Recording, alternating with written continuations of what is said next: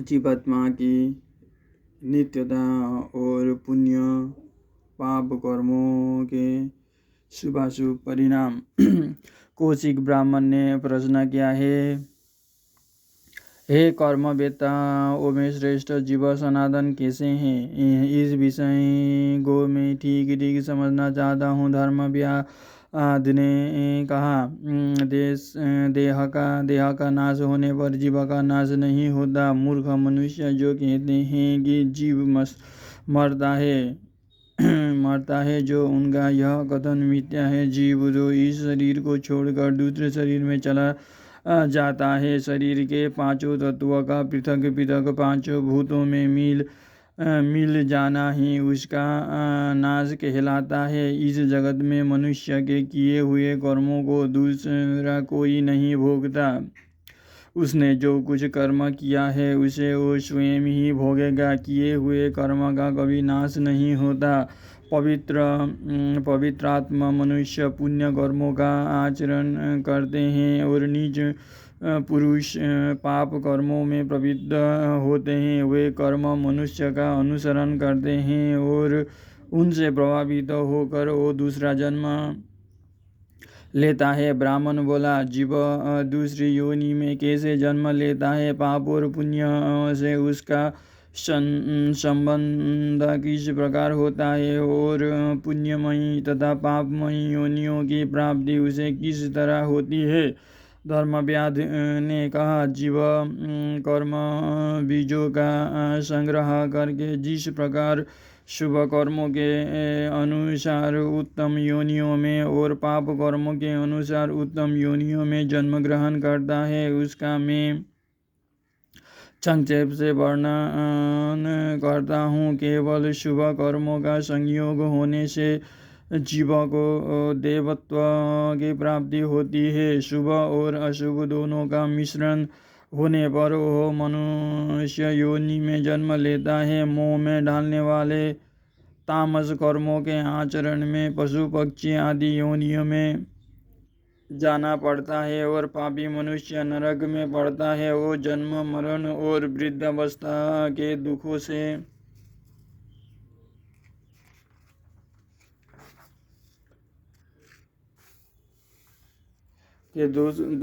सदा पीड़ित होता रहता है। आपने ही पापों के कारण उसे बारंबार संसार के क्लेश भोगने पड़ते हैं। कर्म बंधन में बंधे हुए जीव हजारों प्रकार की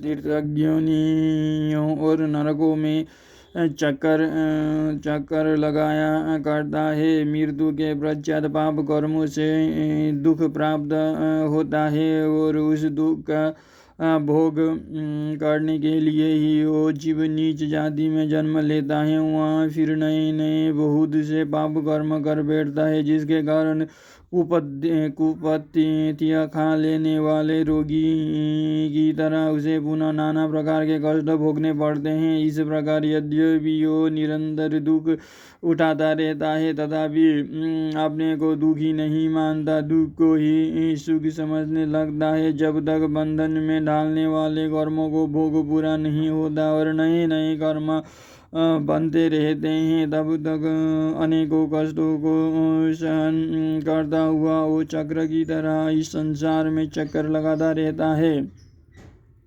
जब बंधन कारण कर्मों के भोग पूर्ण हो जाते हैं और सत्कर्मों में द्वारा उसमें शुद्धि भी आ जाती है, तब और योग का आरंभ करता है। अतः पुण्य कर्मों के फल स्वरूप उसे उत्तम लोकों की प्राप्ति होती है, जहाँ जाकर वो शोक में नहीं पड़ता। पाप करने वाले मनुष्य को पाप की आदत हो जाती है, फिर उसके पाप का अंत नहीं होता। इसीलिए पुण्य करने के लिए ही प्रयत्न करना चाहिए। पाप का तो त्याग ही उचित है। जो संस्कार संपन्न, जितेंद्रिय, पवित्र तथा मन पर काबू रखने वाले हैं, उस बुद्धिमान पुरुष को दोनों ही लोकों में सुख की प्राप्ति होती है। इसीलिए प्रत्येक मनुष्य को चाहिए कि वो सत्पुरुषों के धर्म का पालन करे और